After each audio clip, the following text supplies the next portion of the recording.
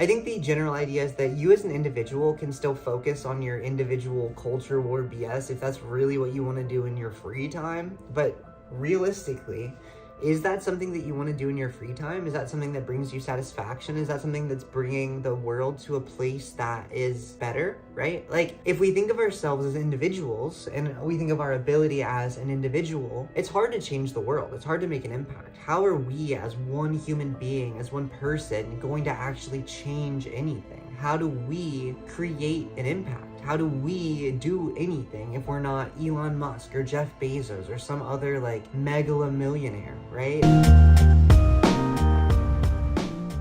I think ACP focuses on collective good. I think as more trans women are inside of the organization known as the ACP, they will protect trans women more. But at the moment, most of the collective, most of the plur that they're defending, composition-wise, it's mostly males. I will say that I would imagine some of them might want to be trans women, but I will say it was mostly males, cis males. I'll clarify for the sake of argumentation's sake. I do think there might have been a couple trans men. I think there might have been a couple trans men that I met. That could have been cool, but it wasn't like it wasn't a thing, right? It wasn't like a trans thing. We didn't make it a trans thing. They were just men. I was just a woman, right? It didn't need to be a trans thing. You get what I'm saying? So it's like, are they transphobic? I don't know. I don't think so. Maybe some of them individually hold bigoted beliefs towards trans people, towards black people, towards other races or genders or minorities. At both men and women and non-binary people of all gender appropriations and the pronouns, everyone is included.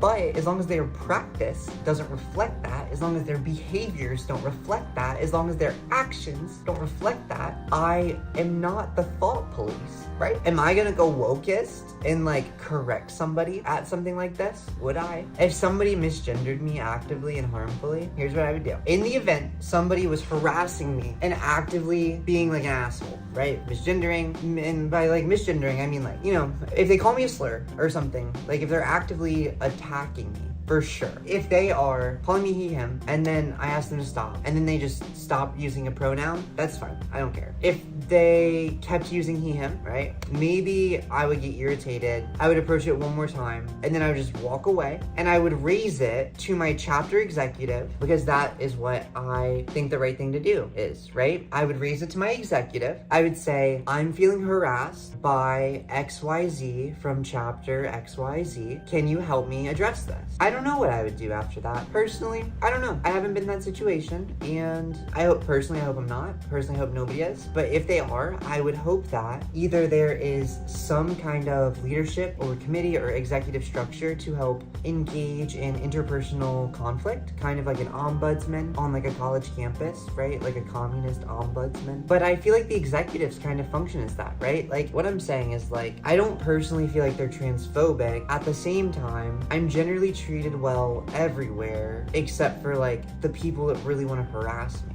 right? I don't know. Like, I don't know if my experience would be everybody's experience, but that is my experience.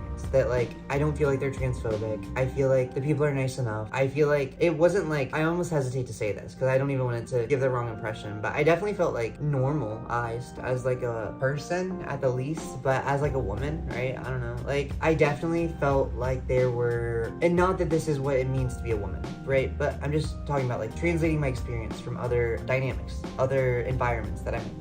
There were still people that walked away engaging with me in a potentially flirtatious or romantic way, right? Or like dynamics where there is, you know, just, I don't know, there's like, it's like an underlying tone, right? And it's not a bad thing. It's okay. Like, I don't see it differently. I guess I'm saying this to say like, I'm saying this in support of the fact that this is not, I don't feel like this is a transphobic organization, right? Like, I feel like this is an organization that doesn't really care about identity so much as they care about collective practice and growth, right? That's really the impression I'm given from the people on the ground and the rhetoric that I hear from leadership, even if it's not always followed by all of them. You know, like, Pause to read. There are some of the Politburo members that like start shit on Twitter sometimes.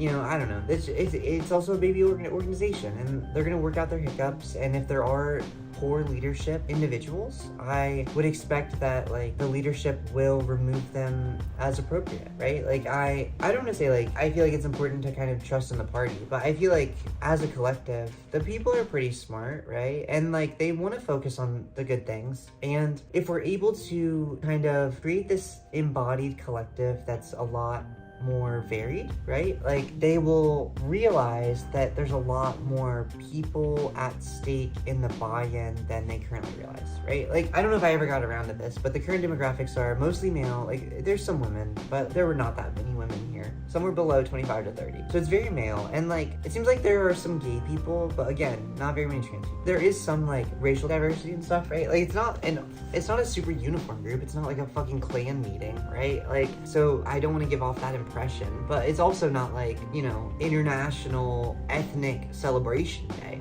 International Ethnic and Gender Identity Celebration Day, you know what I mean? But I don't think that's a bad thing. I think the general idea is that you as an individual can still focus on your individual culture war BS if that's really what you want to do in your free time, but realistically, is that something that you want to do in your free time? Is that something that brings you satisfaction? Is that something that's bringing the world to a place that is better, right? Like, if we think of ourselves as individuals and we think of our ability as an individual, it's hard to change the world. It's hard to make an impact. How are we as one human being, as one person, going to actually change anything? How do we create an impact? How do we do anything if we're not Elon Musk or Jeff Bezos or some other like mega millionaire, right? Like the most of us can do are hope to get rich, to do something with our money, or like hope to get a really good education, to get a really good job, to make a lot of money, or to make an impact, right? Like, or become a content creator and like reach a lot of people on the internet and like talk to millions of people, right? Like these are kind of some of the ways that we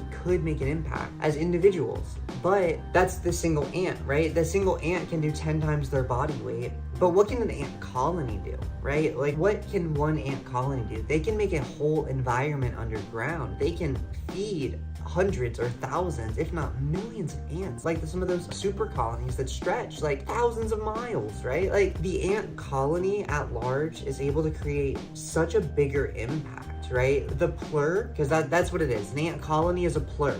An ant is a sing, an ant colony is a plur. A human is a sing, a nation is a plur. The idea of like a communist is a plur, right? Has always says a communist is somebody dedicated to the collective action and the collective like identity or the collective movement, right? And Has isn't the only one that says this. He says this because of other communist thinkers like Lenin and Mao and all these other people, right? But like he says this because he's trying to get people to think on this scale of plur. And even religions work the same way, right? Like to be a Christian, the idea of identifying with other Christians is because that plur, it's that shared context. You all kind of vaguely agree on certain ideas and principles, and you all want to move in vaguely the same direction. If you're Muslim and somebody else is Muslim, you probably want to move in vaguely similar directions, right?